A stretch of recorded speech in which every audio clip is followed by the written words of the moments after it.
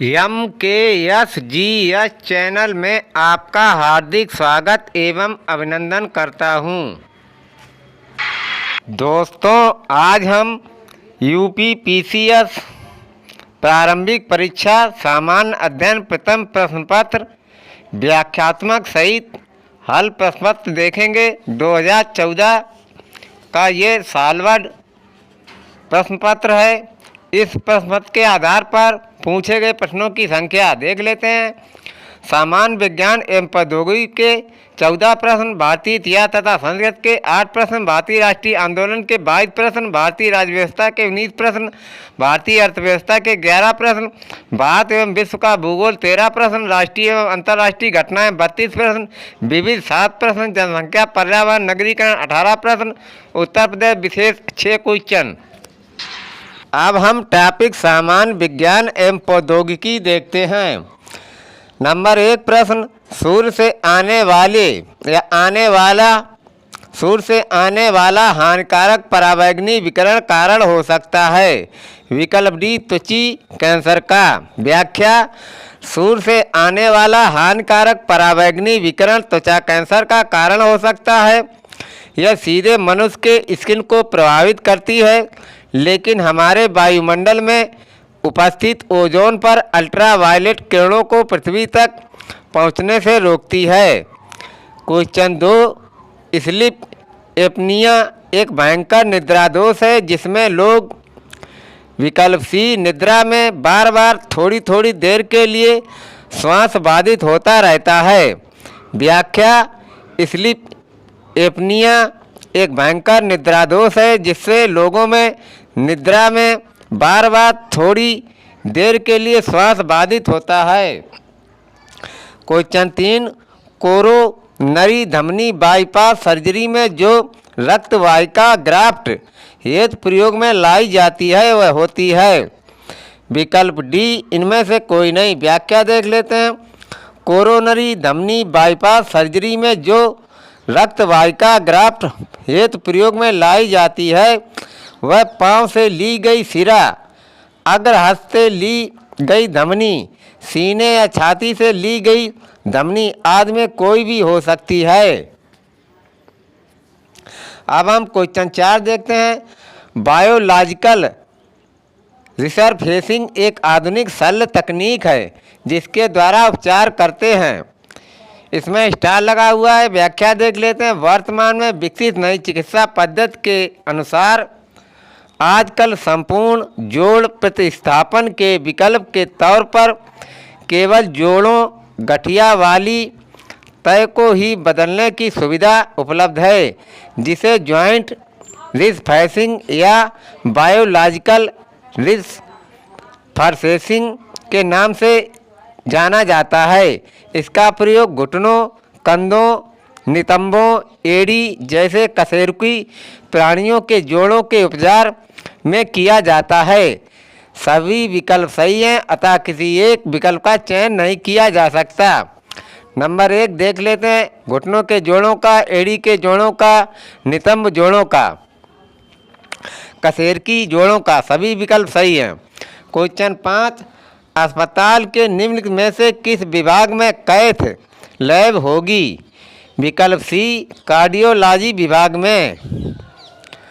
Question 6, cerebral palsy एक मस्तिष्क संबंधी विकार है जो सामान्यतया पाया जाता है। विकल्प सी, छोटे बच्चों में। व्याख्या: सेरेब्रल पाल्सी एक मस्तिष्क संबंधी विकार है जो सामान्यतया 7 वर्ष तक के बच्चों में विशेष रूप से पाई जाती है। क्वेश्चन 7, कुछ समुद्री जंतु एवं कीट अंधेरे में अपने शरीर से प्रकाश उत्पन्न करते हैं।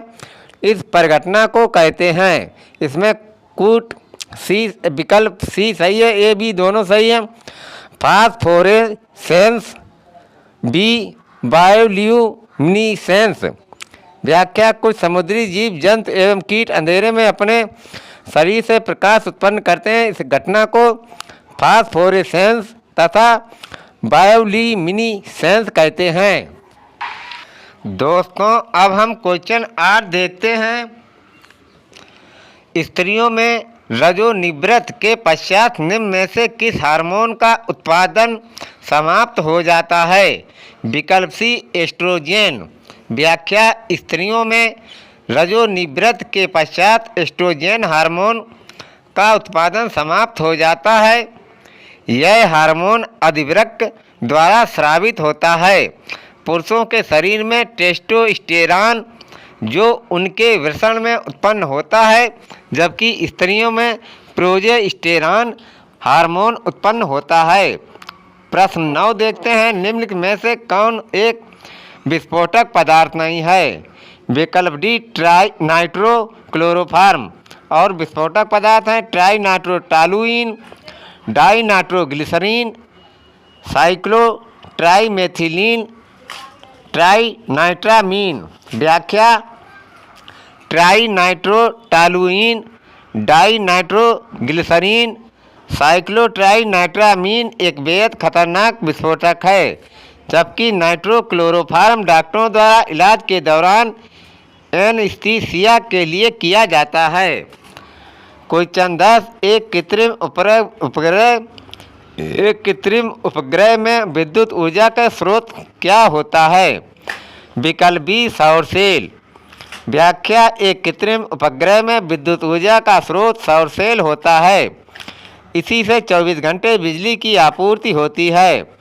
क्वेश्चन 11, सूची फर्स्ट को सूची सेकंड के साथ सम्मिलित कीजिए तथा नीचे दिए गए कूट का प्रयोग कर सही उत्तर चुनिए। एक बार सूची फर्स्ट है, एक बार सूची सेकंड है। इसमें कूट ए सही है, देख लेते हैं। Vitamin B12 cobalt, vitamin B12 cobalt, haemoglobin लोहा, क्लोरोफिल मैग्नीशियम, पीतल तांबा।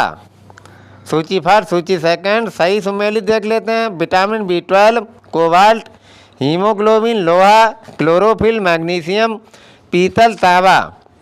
क्वेश्चन 12, किसी व्यक्ति का पूरा प्रतिबिंब देखने के लिए एक समतल दर्पण का न्यूनतम ऊंचाई होती है। विकल्प बी व्यक्ति की ऊंचाई की आधी। व्याख्या, किसी व्यक्ति का पूरा प्रतिबिंब देखने के लिए समतल दर्पण की ऊंचाई व्यक्ति की आधी होनी चाहिए। क्वेश्चन 13, होमी भाभा पुरस्कार निम्न में से किस क्षेत्र में विशेष योगदान के लिए दिया जाता है? इसमें विकल्प ए सही है, सैद्धांतिक भौतिकी। व्याख्या, होमी भाभा पुरस्कार सैद्धांतिक क्षेत्र में विशेष योगदान के लिए दिया जाता है। क्वेश्चन 14, ध्वनि तरंगें नहीं चल सकती हैं। विकल्प डी निर्वात में। व्याख्या, ध्वनि तरंगों के संचरण के लिए माध्यम की आवश्यकता होती है। माध्यम में द्रव्यमान और घनत्व जितना अधिक होगा, ध्वनि का वेग भी उतना ही अधिक होगा। हवा में ध्वनि की चाल 3 से 32 मीटर प्रति सेकंड होती है और यह तापमान बढ़ने के साथ बढ़ती जाती है। एक बार माध्यम है, एक बार ध्वनि की चाल। हाइड्रोजन 12 से 84 मीटर प्रति सेकंड, आसुत जल 14 से 98 मीटर प्रति सेकंड, समुद्री जल 15 से 31 मीटर प्रति सेकंड, तांबा 37 से 50 मीटर प्रति सेकंड, एल्युमिनियम 51 से मीटर प्रति सेकंड, लोहा 51 से 30 मीटर प्रति सेकंड, कांच 51 से 70 मीटर प्रति सेकंड।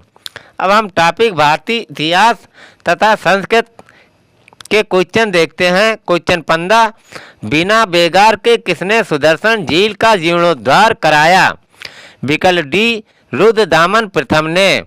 व्याख्या, बिना बेगार के सुदर्शन झील का निर्माण जीर्णोद्धार रुद्रदामन प्रथम ने करवाया था। रुद्रदामन के जूनागढ़ अभिलेख से चंद्रगुप्त मौर्य के गुजरात तक साम्राज्य विस्तार तक तथा सुदर्शन झील के विषय में जानकारी प्राप्त होती है। क्वेश्चन 16, दस्तार बंदान कौन कहलाते थे? दस्तार बंदान कौन कहलाते थे? विकल्प डी उलेमा। व्याख्या, दस्तार बंदान उलेमा को कहा जाता था। यह सल्तनत काल में ऊंचे धार्मिक और न्यायिक पदों पर बैठते थे। क्वेश्चन 17, औरंगजेब ने किसको शाही बात उज जमानी की उपाधि प्रदान की। विकल्प सी जहां आरा। व्याख्या औरंगजेब ने शाही बात उज जमानी को जहां आरा की उपाधि दी थी। जहां आरा बेगम सम्राट शाहजहां और महारानी मुमताज महल की सबसे बड़ी बेटी थी। अब हम क्वेश्चन 18 देखते हैं। 1306 ईस्वी सन के बाद अलाउद्दीन खिलजी के समय में दिल्ली के सुल्तान तथा मंगोलों के बीच सीमा क्या थी। विकल्प सी सिंधु। व्याख्या 1306 ईस्वी के बाद अलाउद्दीन खिलजी के समय में दिल्ली सल्तनत एवं मंगोलों के बीच सीमा सिंधु नदी थी। सुल्तान गयासुद्दीन तुगलक के समय में मुगल सेना के नेतृत्व में मंगोल सेना ने सिंध को पार किया था, लेकिन मलिक सादी सूबेदार ने उन्हें हरा दिया था। क्वेश्चन 19 कौन सूफी संत महबूब इलाही कहलाता था। विकल्प डी शेख निजामुद्दीन औलिया। व्याख्या शेख निजामुद्दीन औलिया महबूब इलाही कहलाते थे। बाबा फरीद के शिष्य शेख निजामुद्दीन औलिया ने औलिया नामक एक स्वतंत्र संप्रदाय बनाया, जिसका केंद्र बदायूं बना। प्रसिद्ध फारसी कवि अमीर खुसरो निजामुद्दीन औलिया के ही शिष्य थे। उन्होंने सल्तनत काल में 7 सुल्तानों का शासनकाल देखा था। प्रसिद्ध उक्ति हनोज दिल्ली दूरस्थ, दिल्ली अभी दूर है, औलिया द्वारा ही गयासुद्दीन तुगलक को उस समय कहा था जब सुल्तान ने औलिया को गयासपुर या दिल्ली छोड़कर चले जाने को कहा था। क्वेश्चन 20 ख्वाजा मोइनुद्दीन चिश्ती किसके शिष्य थे।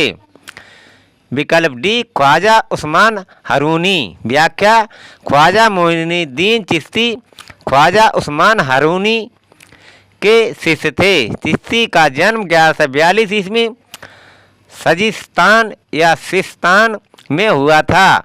चिश्तियों में सूफी संप्रदाय का नाम इनके संस्थापक ख्वाजा मोइनुद्दीन चिश्ती के नाम पर है, जिसका सर्वप्रथम केंद्र हांसी में स्थापित किया गया। क्वेश्चन 21 अबुल फजल द्वारा अकबरनामा पूरा किया गया था। विकल्प ए 7 वर्षों में। व्याख्या अकबरनामा अबुल फजल द्वारा 1990 से 1996 के बीच 1590 से 1596 के बीच पूरा किया गया था। यह अकबर के नवरत्नों में से एक था, जिसने अकबर के शासनकाल का आधिकारिक वृत्तांत लिखा। क्वेश्चन 22 कनिष्क के सारनाथ बौद्ध प्रतिमा अभिलेख की तिथि क्या है। विकल्प बी 81 ईस्वी सन। कनिष्क के सारनाथ बौद्ध अभिलेख की तिथि 81वीं ईस्वी है। यह प्रतिमा मथुरा से लाकर कनिष्क के राज्यारोहण 78 ईस्वी सन के तीसरे वर्ष सारनाथ में स्थापित की गई थी। अब हम भारतीय राष्ट्रीय आंदोलन क्वेश्चन 23 देखते हैं। बंगाल के विभाजन के समय बंगाल का लेफ्टिनेंट गवर्नर था। विकल्प ए सर एंड्रूज फ्रेजर। व्याख्या सर एंड्रूज हेंडरसन लीथ फ्रेजर 1903 से 1908 तक बंगाल के लेफ्टिनेंट गवर्नर के रूप में अपनी सेवाएं दी थीं। क्वेश्चन 24 ब्रिटिश पत्रिका एच.डब्ल्यू. नेविल्सन जुड़े थे। विकल्प सी स्वदेशी आंदोलन से। व्याख्या ब्रिटिश पत्रकार एच.डब्ल्यू. नेविल्सन स्वदेशी आंदोलन से जुड़े थे। मानचेस्टर गार्जियन, इलाइगा हेराल्ड तथा डेली क्रॉनिकल के लिए रिपोर्टिंग की थी। क्वेश्चन 25 भारतीय राष्ट्रीय कांग्रेस का अंतिम अधिवेशन जिसमें बाल गंगाधर तिलक ने भाग लिया था। विकल्प डी अमृतसर अधिवेशन 1919। व्याख्या बाल गंगाधर तिलक ने अंतिम रूप से भारतीय राष्ट्रीय कांग्रेस के अमृतसर अधिवेशन 1919 में भाग लिया था। इन्होंने मॉन्टेग्यू चेम्सफोर्ड सुधारों के तहत होने वाले विधायिका के चुनाव के बहिष्कार करने की महात्मा गांधी की नीति का विरोध किया था। तिलक ने उत्तरदायी सहयोग की नीति को अपनाने की सलाह दी थी। क्वेश्चन 26 महात्मा गांधी ने अपनी निम्न पुस्तकों में से किसमें ब्रिटिश पार्लियामेंट को बांझ और वेश्या कहा है? विकल्प सी हिंद स्वराज। व्याख्या महात्मा गांधी ने अपनी पुस्तक हिंद स्वराज में ब्रिटिश पार्लियामेंट को बांझ और वेश्या कहा है। यह पुस्तक महात्मा गांधी द्वारा मूलतः गुजराती में वर्ष 1909 में लिखी गई थी। अब हम क्वेश्चन 27 देखते हैं। जलियांवाला बाग नरसंहार पर कांग्रेस जांच समिति की रिपोर्ट के प्रारूप लिखने का कार्य सौंपा गया था।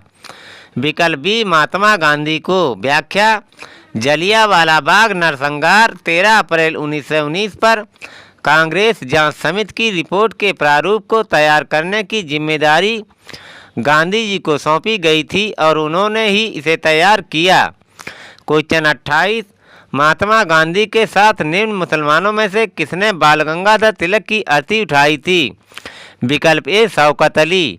व्याख्या बाल गंगाधर तिलक की मृत्यु 1 अगस्त 1920 को हुई थी। उनकी अर्थी को महात्मा गांधी के साथ शौकत अली तथा सैफुद्दीन किचलू ने उठाया था। मौलाना हसरत मोहानी ने उस समय शोक गीत पढ़ा था। क्वेश्चन 29 इंडियन ओपिनियन पत्रिका के प्रथम संपादक थे। विकल्प डी मनसुख लाल नजर।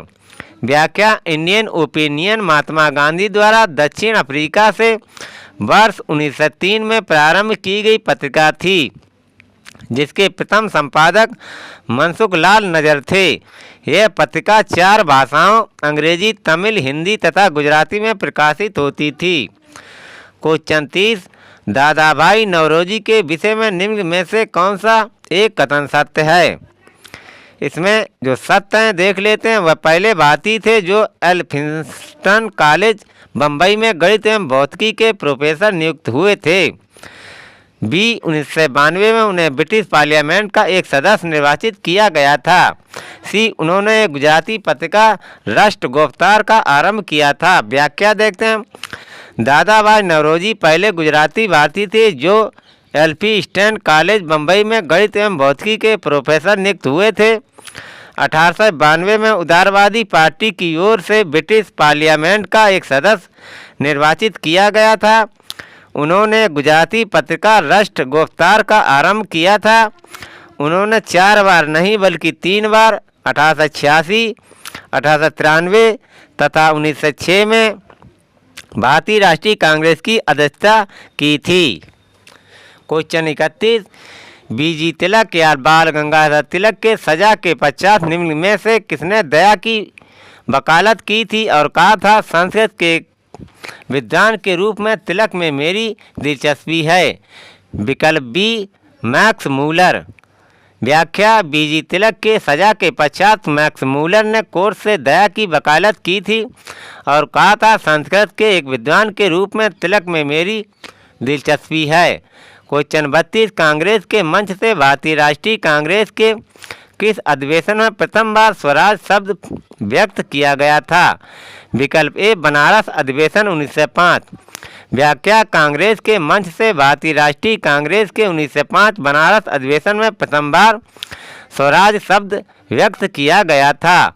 बंगाल विभाजन के दौरान संपूर्ण देश में स्वदेशी आंदोलन चलाने की मांग की गई, जिसमें विदेशी वस्तुओं तथा कॉलेज, स्कूल, कार्यालय का बहिष्कार किया जाना सम्मिलित था।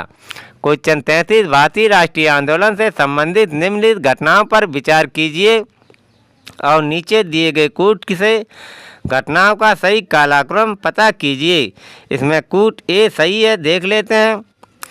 एक अधिनियम के रूप में रौलट विधेयक का पास होना, उसके बाद जलियांवाला बाग नरसंहार, उसके बाद भारतीय राष्ट्रीय कांग्रेस का अमृतसर अधिवेशन 1919, उसके बाद बीजी तिलक का निधन। व्याख्या एक अधिवेशन के रूप में 8 मार्च 1919 को रौलट एक्ट लागू कर दिया गया। इसके पश्चात इसी के विरोध में जलियांवाला बाग नरसंहार 13 अप्रैल 1919 को हुआ। भारतीय राष्ट्रीय कांग्रेस का अमृतसर अधिवेशन 1919 में हुआ। बीजी तिलक का निधन 1920 में हुआ। क्वेश्चन 34 निम्नलिखित में से कौन सा युग्म सही सुमेलित नहीं है? जो सही सुमेलित हैं देख लेते हैं। S C Bose Indian struggle. Dadabhai Naoroji, poverty and unBritish rule in India, Rajendra Prasad, India divided. व्याख्या देखते हैं। अब जो सही हैं वे देख लेते हैं। S C Bose, Indian struggle, Dadabhai Naoroji, poverty and unBritish rule in India, Rajendra Prasad, India divided, Durga Das, India from Curzon to Nehru and after. अब हम क्वेश्चन 35 देखते हैं। सूची फर्स्ट को सूची सेकंड के साथ सुमेलित कीजिए तथा सूचियों के नीचे दिए गए कोड का प्रयोग कर सही उत्तर चुनिए। सूची फर्स्ट है एक पैर पर, सूची सेकंड है, इसमें कूट ए सही है। विनोबा भावे, वैयक्तिक सत्याग्रह, बीजी तिलक, होम रूल आंदोलन, अरुणा आसफ अली, भारत छोड़ो आंदोलन, सरोजनी नायडू, दर्शना रेड। व्याख्या। विनोबा भावे, वैयक्तिक सत्याग्रह, बीजी तिलक, होम रूल आंदोलन, अरुणा आसफ अली, भारत छोड़ो आंदोलन, सरोजनी नायडू, दर्शना रेड। क्वेश्चन 36 काकोरी केस के अभियुक्तों के बचाव हेतु किसकी अध्यक्षता में एक समिति का गठन हुआ था? विकल्प सी चंद्र भानुगुप्त। व्याख्या। काकोरी कांड 1925 में ट्रेन को रोककर सरकारी खजाना लूटने के जुर्म में रोशन सिंह, अशफाक उल्ला खां तथा राजेंद्र लाहिड़ी की मौत की सज़ा मिली थी। उनको बचाने के लिए चंद्र भानुगुप्त की अध्यक्षता में एक समिति का गठन किया गया था, लेकिन इन लोगों को बचाने के प्रयास असफल हुए। केवल चंद्रशेखर आज़ाद आरोपियों में बचकर निकलने में सफल रहे। गोविंद बल्लभ पंत ने निःशुल्क पैरवी की बात कही थी। Question 37 the man who divided India पुस्तक के लेखक थे? विकल्प C Rafiq Zakaria. The man who divided India तथा प्राइस ऑफ पार्टीशन के लेखक रफीक जकारिया हैं। क्वेश्चन 38 अपनी फांसी से पूर्व निम्नलिखित क्रांतिकारियों में से किस एक ने पीने हेतु दिए गए दूध को अस्वीकार कर दिया और कहा अब मैं केवल अपनी माँ का दूध लूँगा? विकल्प डी भगत सिंह। लेकिन स्टार लगा है। व्याख्या देख ले। अपनी फांसी से पूर्व भगत सिंह को गाय का दूध पीने को दिया गया। इस पर इनका कथन था कि अब मैं केवल अपनी माँ का दूध लूँगा, परंतु कुछ इतिहासकारों ने यह कथन राम प्रसाद बिस्मिल का माना है। क्वेश्चन 39 निम्न में से किसने गांधी इरविन समझौते में महात्मा गांधी के लाभ को सांत्वना पुरस्कार कहा था? विकल्प बी एलन कैंपबेल जॉनसन। व्याख्या। एलन कैंपबेल जॉनसन ने गांधी इरविन समझौते को सांत्वना पुरस्कार करार दिया था। इसके पश्चात 1932 में गोलमेज सम्मेलन द्वितीय से लौटने के पश्चात पुनः सविनय अवज्ञा आंदोलन प्रारंभ कर दिया था। क्वेश्चन 40 निम्नलिखित में से कौन एक सही सुमेलित नहीं है? जो सही सुमेलित हैं देख लेते हैं। Sachindra Nath Sanyal, Bandi Jeevan, Lala Ram Sharan Das, the dreamland, D Bhagwati Charan Vohra, the philosophy of bomb. पुनः उत्तर देख लेते हैं। Bhagat Singh, why I am an atheist, Sachindra Nath Sanyal, Bandi Jeevan, Lala Ram Sharan Das, the dreamland, Bhagwati Charan Vohra, the philosophy of bomb. Question 41 नई दिल्ली में 1947 में आयोजित अखिल भारतीय कांग्रेस समिति की बैठक में निम्नलिखित में से किसने विभाजन के प्रस्ताव का समर्थन किया था? विकल्प बी सरदार वल्लभ भाई पटेल। व्याख्या। नई दिल्ली में 1947 में आयोजित अखिल भारतीय कांग्रेस समिति की बैठक में सरदार वल्लभ भाई पटेल ने विभाजन के प्रस्ताव का समर्थन इसलिए किया था कि अगर कोई अंग खराब हो जाए तो उसे काट देना ही बेहतर है। क्वेश्चन 42 भारतीय स्वाधीनता विधायक को राजकीय स्वीकृति प्राप्त हुई थी? विकल्प ए 18 जुलाई 1947 को।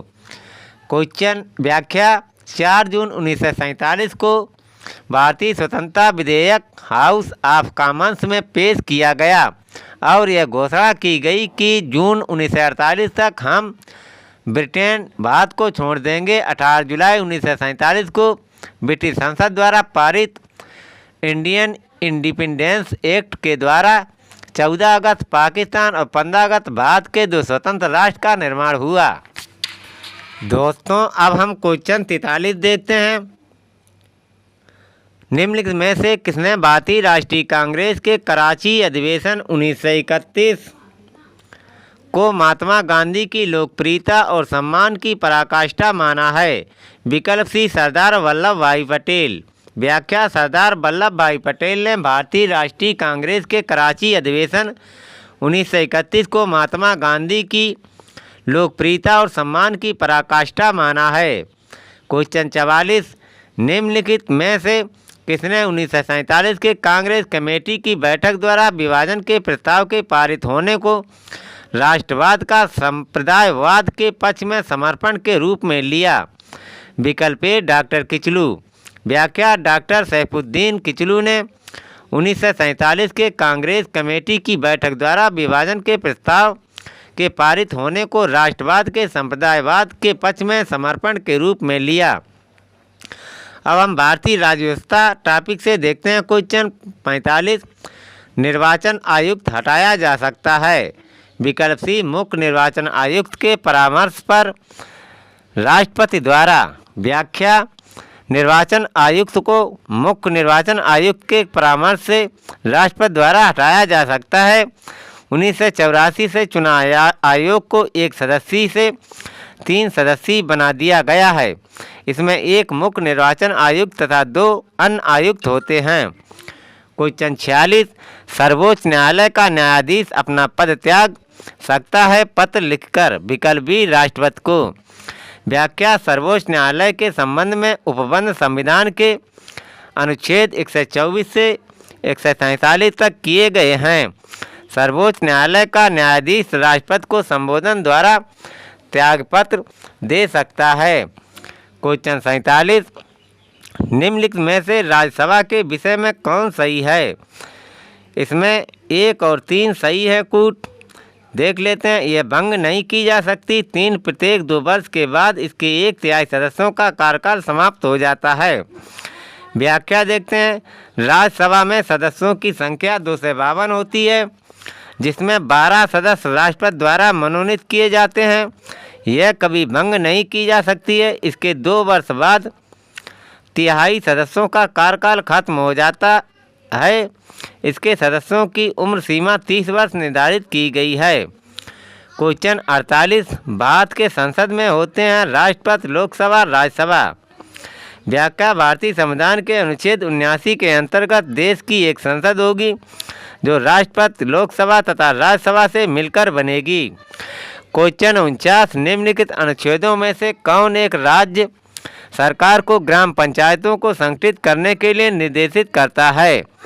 विकल्प बी अनुच्छेद 40। व्याख्या, भारतीय संविधान के भाग 4 में उल्लिखित राज्य के नीति निर्देशक तथ्यों के अंतर्गत अनुच्छेद 40 में पंचायतों के गठन का उल्लेख किया गया है तथा 73वें संविधान संशोधन 1993 में संविधान के भाग 9 अनुच्छेद 243 में पंचायतों का स्पष्ट प्रावधान किया गया है। अब हम क्वेश्चन 50 देखते हैं। भारतीय संसद की लोक लेखा समिति के अध्यक्ष को कौन मनोनीत करता है? विकल्प ए लोकसभा का अध्यक्ष। व्याख्या, विधायिका तथा सरकार के कार्यों का संचालन तथा विधि से संबंधित महत्वपूर्ण पहलुओं के अध्ययन के लिए कुछ स्थायी तथा अस्थायी समितियां होती हैं। स्थायी समिति के अंतर्गत प्राक्कलन समिति, लोक लेखा समिति तथा सार्वजनिक उपक्रम समिति प्रमुख हैं। लोक लेखा समिति में कुल 22 सदस्य होते हैं, जिनमें 15 सदस्य लोकसभा से तथा 7 सदस्य राज्यसभा से निर्वाचित होते हैं। राज्यसभा से निर्वाचित सदस्य 100 सदस्य के रूप में होते हैं तथा इन्हें मताधिकार प्राप्त नहीं होता है। कोई भी मंत्री इस समिति की सदस्यता के लिए निर्वाचित नहीं हो सकता है। इसका कार्यकाल केवल 1 वर्ष होता है। यह भारत के लोक लेखा तथा नियंत्रक एवं महालेखा परीक्षक के प्रतिवेदन का निरीक्षण करती है। इसके अध्यक्ष की नियुक्ति लोकसभा अध्यक्ष विपक्ष पार्टी से करता है। दोस्तों अब हम क्वेश्चन 51 देखते हैं। केंद्र सरकार तथा राज्यों के मध्य आर्थिक संबंधों की विवेचना की गई है। विकल्प बी अनुच्छेद 268 281 के अंतर्गत। व्याख्या केंद्र सरकार तथा राज्यों के मध्य आर्थिक संबंधों की विवेचना संविधान के भाग 12 वित्त संपत्तियां एवं बाद में अनुच्छेद 268 281 के मध्य की गई है। क्वेश्चन 52 संविधान सभा के संवैधानिक सलाहकार थे। विकल्प सी BN राव। व्याख्या संविधान सभा के संवैधानिक सलाहकार BN राव थे। क्वेश्चन 53 निम्न में से कौन संविधान प्रारूप समिति के सदस्य थे। विकल्प 3 इसमें कूट सी सही है। 1 और 3 N गोपालास्वामी, 3 अलादी कृष्णा स्वामी अय्यर। व्याख्या अध्यक्ष सहित प्रारूप समिति के सदस्यों की संख्या 7 थी, जिसमें भीमराव अंबेडकर अध्यक्ष तथा निम्न सदस्य N गोपाल स्वामी अयंगर, अल्लादी कृष्ण स्वामी अय्यर, KM मुंशी, BL मित्तर, बाद में N माधव राव, मोहम्मद सादुल्लाह तथा DP खेतान, मृत्यु के बाद TT कृष्णामाचारी हैं। क्वेश्चन 54 निम्नलिखित में कौन एक संवैधानिक संस्था नहीं है। विकल्प बी योजना आयोग, जो हैं वित्त आयोग, लोक सेवा आयोग, चुनाव आयोग। व्याख्या देखते हैं। योजना आयोग का गठन एक मंत्रिमंडलीय प्रस्ताव द्वारा किया गया था। इसके विपरीत वित्त आयोग अनुच्छेद 280, चुनाव आयोग अनुच्छेद 324 तथा लोक सेवा आयोग अनुच्छेद 315 से 322 भारतीय संविधान में उल्लिखित है। क्वेश्चन 55 भारत के राजपथ पर महाभियोग चलाने के लिए कम से कम कितने दिन पूर्व की सूचना आवश्यक है। विकल्प बी 14 दिन। व्याख्या भारतीय संविधान में एक गणतंत्र देश की कल्पना की गई है, जिसके अनुसार राष्ट्राध्यक्ष का पद वंशानुगत नहीं होगा। राष्ट्रपति के निर्वाचन की प्रक्रिया एवं उस पर महाभियोग चलाए जाने का प्रावधान संयुक्त राज्य अमेरिका से लिया गया है। भारतीय संविधान के भाग 5 अनुच्छेद 61 के अंतर्गत राष्ट्रपति पर महाभियोग चलाया जा सकता है, जिसकी सूचना 14 दिन पर देना अनिवार्य होगा। क्वेश्चन 56 राष्ट्रपति आंग्ल भारतीय समुदाय से कितने सदस्यों को नामित कर सकता है यदि वह इस राय का है कि लोकसभा में इस समुदाय का पर्याप्त प्रतिनिधित्व नहीं है। 2 अब इसमें संशोधन हो चुका है, लेकिन व्याख्या देख लेते हैं। राष्ट्रपति आंग्ल भारतीय समुदाय से 2 सदस्यों को नामित कर सकता है यदि वह इस राय का है कि लोकसभा में इस समुदाय का पर्याप्त प्रतिनिधित्व नहीं है। क्वेश्चन 57 निम्न में से कौन सी एक समिति पंचायती राज संस्था से संबंधित नहीं है। जो संबंधित है LM सिंघवी समिति, C अशोक मेहता समिति, D बलवंत राय मेहता समिति। व्याख्या देखते हैं। बलवंत राय मेहता समिति की सिफारिशों के आधार पर त्रिस्तरीय पंचायत, ग्राम पंचायत, क्षेत्र पंचायत तथा जिला पंचायत का प्रावधान किया गया है। अशोक मेहता ने द्विस्तरीय पंचायत की सिफारिश की थी। LM सिंघवी समिति भी इसी से संबंधित हैं। क्वेश्चन 58 निम्न में से कौन संसद के दोनों सदनों की संयुक्त बैठक की अध्यक्षता करेगा। विकल्प डी लोकसभा का अध्यक्ष। व्याख्या संसद के दोनों सदनों की संयुक्त बैठक की अध्यक्षता संविधान के अनुच्छेद 108 के अंतर्गत लोकसभा का अध्यक्ष करता है। अब हम क्वेश्चन 59 देखते हैं। भारत का सबसे बड़ा संघ राज्य है। विकल्प सी दिल्ली। व्याख्या देते हैं। संघ राज्य क्षेत्र क्षेत्रफल अंडमान तथा निकोबार 8,249 वर्ग किलोमीटर, दिल्ली 1,483 वर्ग किलोमीटर, दादरा नगर हवेली 491 वर्ग किलोमीटर, पांडुचेरी 479 वर्ग किलोमीटर, दमनदीप 112 वर्ग किलोमीटर, चंडीगढ़ 114 वर्ग किलोमीटर, लक्षद्वीप 32 वर्ग किलोमीटर। भारत का सबसे बड़ा संघ राज्य जो विकल्प दिए हैं दमन एवं दीप, पुडुचेरी, चंडीगढ़, इसमें दिल्ली है, लेकिन सबसे ज़्यादा क्षेत्रफल अंडमान तथा निकोबार का है। क्वेश्चन 7 निम्न में से किस वाद में भारतीय संविधान के मूलभूत ढांचे की अवधारणा प्रतिपादित की गई थी। विकल्प डी उपयुक्त में से कोई नहीं, लेकिन व्याख्या देते हैं। केशवानंद भारती बनाम केरल राज्य के वाद 1973 में। क्वेश्चन 61 किसी राजनीतिक दल को क्षेत्रीय दल के रूप में मान्यता दी जाती है यदि विकल्प बी वह राज्य में या तो लोकसभा तथा अथवा विधानसभा चुनाव में 6% वोट प्राप्त करता है। व्याख्या किसी राजनीतिक दल को क्षेत्रीय दल के रूप में मान्यता दी जाती है यदि वह राज्य में या लोकसभा अथवा विधानसभा चुनाव में 6% वोट प्राप्त करता है। क्वेश्चन 62 निम्न में से भारत में निम्न राज्यों के बनाने की सही कालानुक्रम की पहचान नीचे दिए कूट से कीजिए। इसमें कूट बी सही है। पहले आंध्र प्रदेश, उसके बाद हरियाणा, उसके बाद हिमाचल प्रदेश, फिर सिक्किम। व्याख्या राज्यों के बनने का सही क्रम है पहले आंध्र प्रदेश बना, फिर हरियाणा, फिर हिमाचल तथा सिक्किम तथा हाल ही में 2 जून 2014 को 29वें राज्य के रूप में तेलंगाना का गठन किया गया। क्वेश्चन 63 निम्न में से किस एक अधिनियम द्वारा भारत में संघीय न्यायालय की स्थापना की गई थी। विकल्प डी उपयुक्त में से कोई नहीं। व्याख्या देते हैं। भारत सरकार अधिनियम 1935 के द्वारा संघीय न्यायालय की स्थापना की गई थी। अब हम टॉपिक भारतीय अर्थव्यवस्था देखते हैं। क्वेश्चन 64 हरा सूचकांक विकसित किया गया है। विकल्प सी विश्व बैंक द्वारा। व्याख्या हरा सूचकांक विश्व बैंक द्वारा विकसित किया गया है।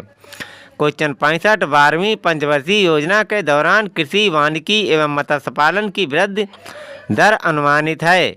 विकल्प बी 4.0%। व्याख्या 12वीं पंचवर्षीय योजना 2012 से 2017 के दौरान कृषि वानिकी एवं मत्स्य पालन की वृद्धि दर 4.0% अनुमानित है। क्वेश्चन 66 सूची पाठ को सूची सेकंड से सुमेलित कीजिए तथा नीचे दिए गए कूट से सही उत्तर चुनिए। सूची पाठ सूची सेकंड। इसमें कूट ए सही है। खाद्य उत्पादन वृद्धि, हरित क्रांति, दुग्ध उत्पादन, श्वेत क्रांति, मत्स्य पालन, नील क्रांति या नीली क्रांति, उर्वरक, भूरी क्रांति।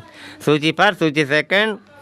खाद्य उत्पादन वृद्धि, हरित क्रांति, दुग्ध उत्पादन में वृद्धि, श्वेत क्रांति, मत्स्य पालन में वृद्धि, नील क्रांति या नीली क्रांति, उर्वरक उत्पादन में वृद्धि, भूरी क्रांति। क्वेश्चन 67 ट्राइसेम एक कार्यक्रम है। विकल्प एक ग्रामीण विकास का। व्याख्या ट्राइसेम 1979 से 80 एक ग्रामीण युवाओं के लिए प्रशिक्षण कार्यक्रम है जिससे वे स्वरोजगार का सृजन कर सकें।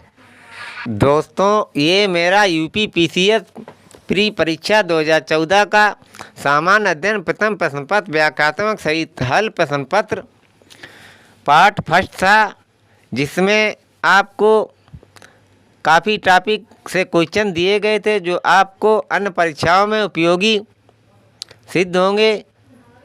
अगर मेरा वीडियो आपको अच्छा लगा हो तो कृपया मेरा channel MKGS like, subscribe, comment and share करें। थैंक यू, धन्यवाद।